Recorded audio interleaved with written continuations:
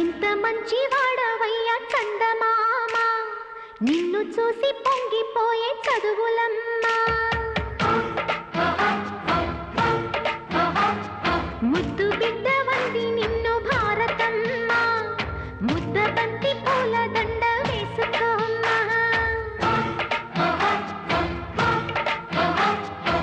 విద్యార్థుల కళ్ళలోనే భారతి ఉందమ్మా, మీకు బాధ కలుగుతుంది